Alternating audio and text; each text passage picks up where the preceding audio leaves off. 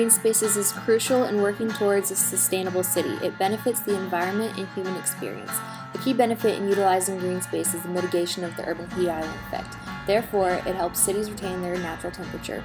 Green spaces and vegetations also help to filter out carbon dioxide, produce oxygen, and reduce the amount of harmful pollutants in the air.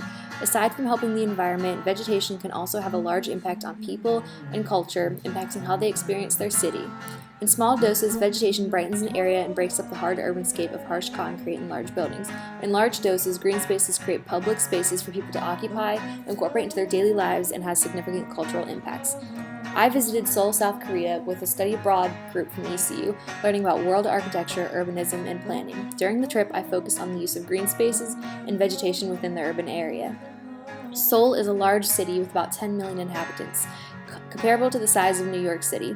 Since the Korean War, Seoul has had a lot of very fast growth, having a point in time where it was gaining a little over 200 new inhabitants each day. Having lots of green spaces is a very large priority of city planners and designers in Seoul. As the city grows, it incorporates green spaces and vegetation and has adapted the use of green design principles. Seoul has many public parks, rooftop gardens, green public spaces, and a lot of vegetation lining the streets and planted in public areas.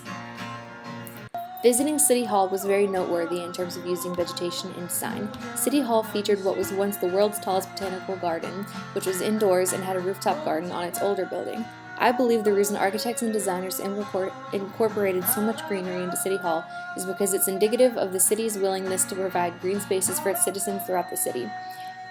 At this point in the trip, I was noticing that any building or company that has a name for itself has a green roof. The green roof on the older City Hall building has amazing views of the city and of the new City Hall building next door. We visited a landscape architecture firm that played a major part in the restoration of the Cheonggyechong River, a river that once was covered by roadways. It was restored into a small river or stream flowing through the city.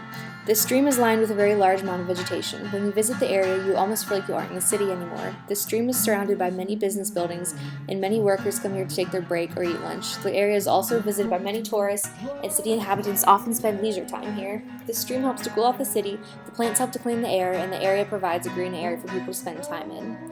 A few days into the trip, we visited the Bukchon Hanok village. This is an area bordering mountainous land that has a lot of old traditional style homes. It shows how many people used to live in the area before it turned into a big city and is still occupied by residents today. It's important to note that many tourists visit this area and people are asked to stay quiet so residents are not disturbed. The whole area was quite tranquil and peaceful. To me, all of the plants and trees in the area are incorporated into this peace and tranquility. I think that traditional Korean culture values peace and nature. Many of the houses in the area had small gardens and plants in every space, and there was an opportunity for them to be planted.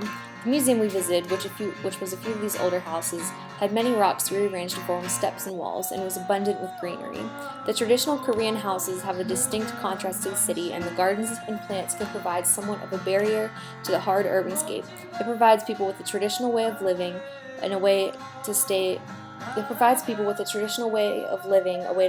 stay in touch with nature and have some peace and tranquility. The World Cup Park was an incredible feat of engineering and design. This is a park that used to be a landfill. They covered up the trash pile and made it up into a beautiful park with 360-degree views of the city. The area is no longer a smelly eyesore for the city and is now one of the most beautiful places you can visit in Seoul. It draws people in and is much more sustainable than an open landfill. One of the most memorable places I visited on the trip was a trip to Songdo, a city an hour drive from Seoul. Visiting this area was quite a shock. Songdo is a city that is being built on reclaimed seawater with the goal of being ultra-green, sustainable business center. With over 40% of the buildings are LEED certified, and they do have plenty of green space with a 60% green space ratio. However, the city has a very small population for its size. They only have a population of 100,000 people in this area with over 100 skyscrapers. The population is expected to grow as people move out of Seoul and into the surrounding areas. However, it's currently well under its expected amount of residents. Going through the area, I noticed that many of the green areas are overgrown and unkept. This is a result of a low population. They don't have enough people to maintain the green areas, which shows the importance of maintenance of green spaces. We visited the Daehak-ro area, which is a compact residential area that's famous for its local art and murals, which are on every available wall. A notable thing about this area is how densely packed it is in terms of buildings and structures. The streets are extremely narrow and there are not a lot of room for green spaces. However, this doesn't stop residents, and there's not a lot of room. People in the area still manage to put out potted plants in, on, and around the buildings. People in the area still clearly value nature and try to incorporate it into their daily lives. The Suelo 7017's Sky Garden is an old overpass turned into a garden. I think this area is incredible. They have a lot of features, and the design of the garden is meticulous and is very user-oriented. Along the former overpass is hundreds of potted plants. They range in size. On each pot is a label of the plant and a QR code so that the visitor can easily learn about the plant. They also have a piano and 2 structures you can walk up onto that can give you an even higher view of the amazing surrounding scenery. I love green projects like this because of its benefits to the environment and its benefits to people and visitors. While the area does offset urban heat island effect and filter the air, both to a small extent, I think that the value of this place is the impact on the user. Aside from giving breathtaking views of the city, it helps to keep the visitor aware of the importance of the environment through learning about the plants, and keeps them in touch with nature by creating visually appealing surroundings of greenery. Overall, I was very pleased to see the high use of green spaces and vegetation within the urban area of Seoul. In public areas, planners used a lot of greenery, and in residential areas, inhabitants used vegetation wherever they could. I'm pleased to see an effort to increase sustainability through urban regeneration projects. The city is motivated to use vegetation for a couple of reasons. The city has a pretty bad air pollution problem, and I believe this to be a large motivation, along with cultural appreciation for it, and a movement towards a sustainable way of living.